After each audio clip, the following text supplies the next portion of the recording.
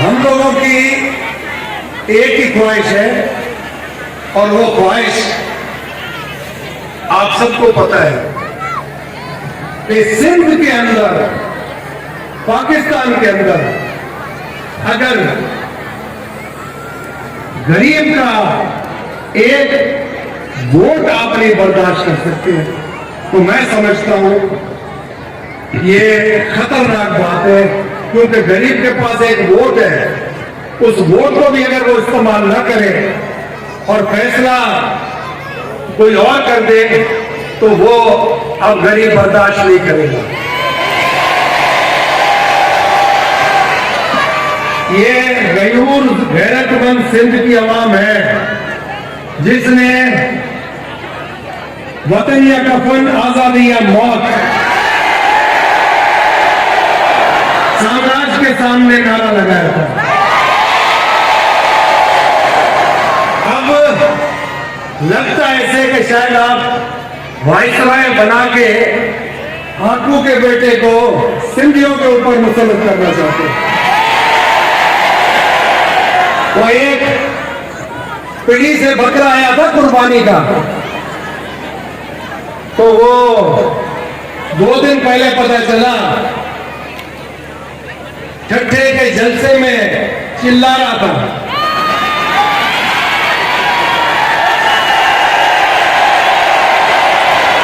तो मैंने कहा जहन में कि अभी बालिग नहीं है, सुनाने दो,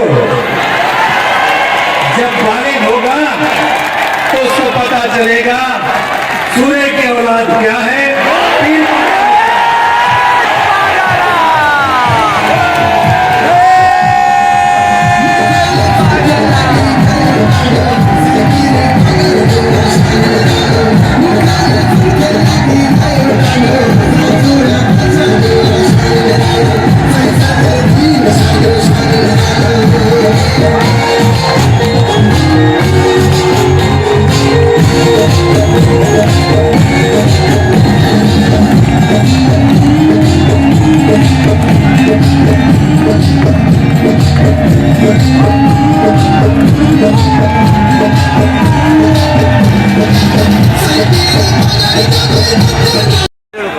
चंद साल पहले हैदराबाद में गाड़ियों की दलाली करता था, वो भी बोलने लग गया बहुत ज्यादा।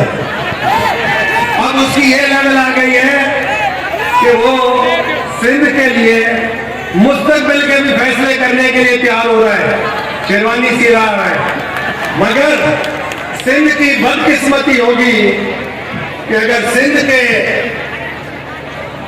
वजीर आला गिरे हुए ख्यालात से बचपन से अब तक भरे हुए हो और वो सिंध की आवाम की खिदमत कर सके, तो मैं नहीं समझता कि अब पाकिस्तान के सिंध सूबे में कोई सिंध के अंदर चीफ मिनिस्टर दलाल बने, तो उससे दलाल से तो परहेज किया जाए। गाड़ियों की दलाली या प्लॉटों की दलाली, बात तो दलाली हुआ ना भाई।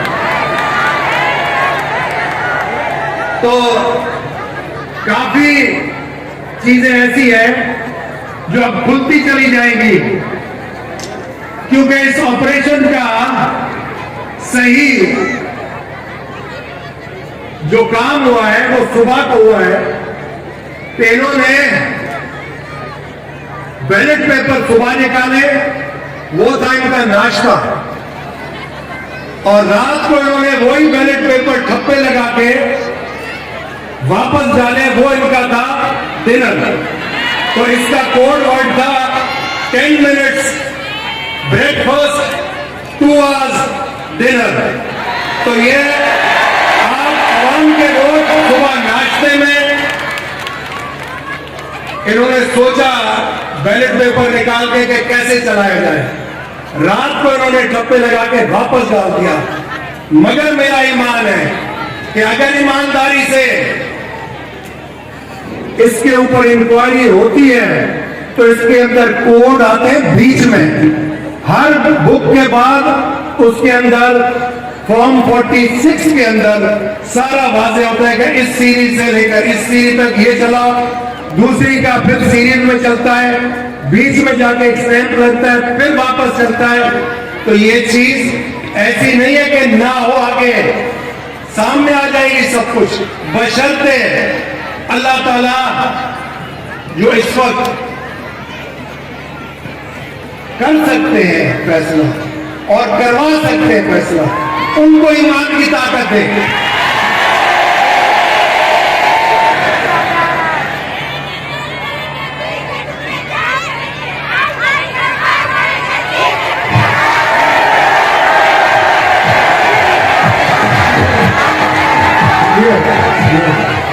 जो हकीकत है उसको अवाम के सामने अगर आप ले आते हैं तो मैं नहीं समझता अवाम ऐसे सड़कों पे आएगी। अवाम सड़कों पे क्यों आ रही है? अवाम सिर्फ इसलिए आ रही है कि उनके वोट का नोट ले गया भाई हिस्सा, तो वो इनको भी पता चल गया कि नोट बाकायदा चला है और बहुत बड़े पैमाने पे चला है। तो हमारी कोशिश है आप सबकी नेक नियति देख के, आपका ईमान का जज्बा देख के, आगे हम लोग जब चीजों को लेके चलेंगे आप लोगों की बेहतरी के लिए, अल्लाह ताला हम लोगों को हिम्मत दे, जज्बा दे, आप सबकी खिदमत भी कर सके और आप सबको एक और मैं कहता चलूं बात कि हम लोगों के इधर जितने भी दोस्त हैं वो एक दूसरे के साथ बगैर मतलब के हाथ में हाथ देके आप लोगों की आवाज बनने के लिए 23 तारीख को कराची में 4 बजे और 3 बजे 4 के बीच में मीटिंग है। उसके बाद मजीद प्लान बनेगा और वो प्लान आप लोगों के लुटे हुए वोट को वापस लाने के लिए प्लान बनेगा।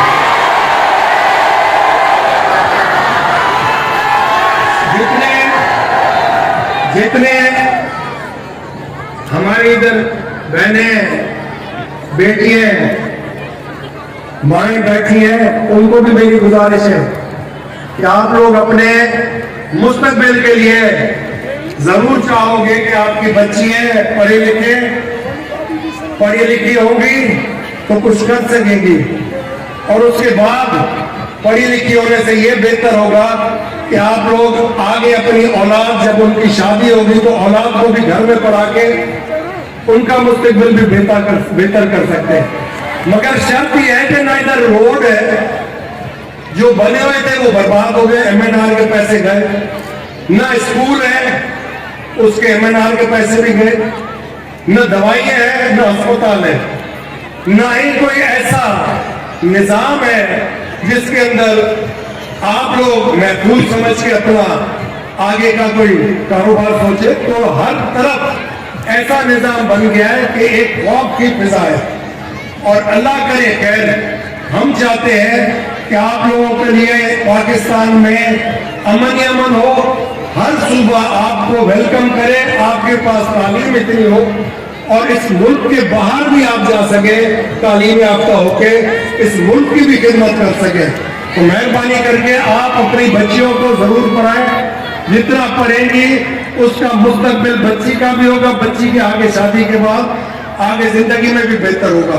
तो आप सब दोस्तों को इतना मैं कहता चलूं कि हम आप एक मुट्ठी है।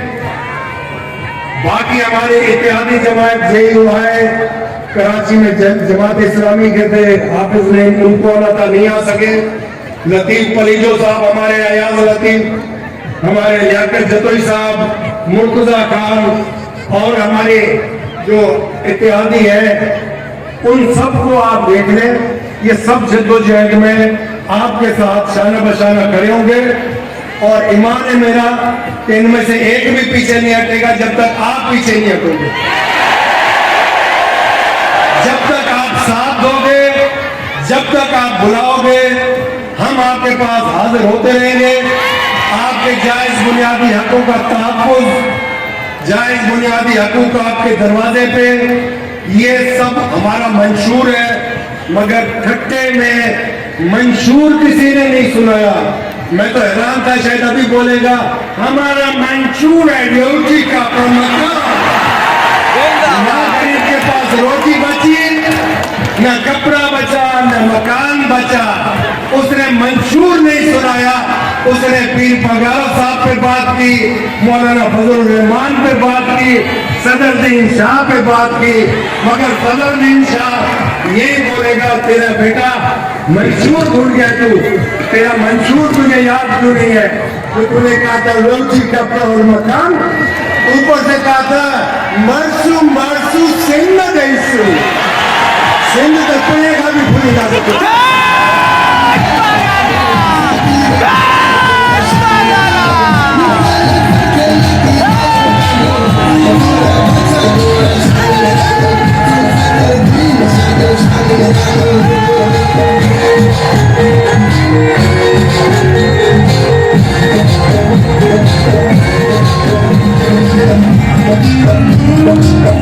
जिंदाबाद।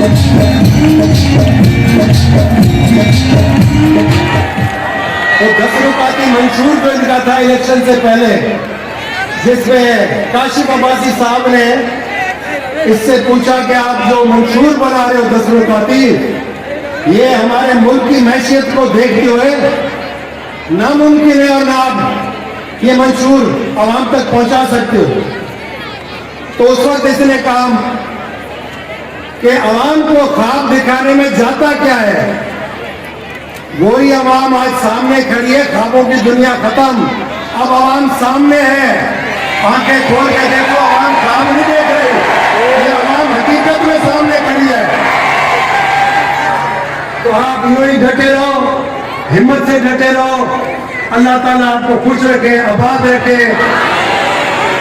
तो घर में आबाद हो जो तेरे दुनिया में आखिरत में आला मकाम अता फरमाए अल्लाह ताला का आगे। आमीन या रब्बुल आलमीन। पाकिस्तान जिंदाबाद, काश सब जिंदाबाद।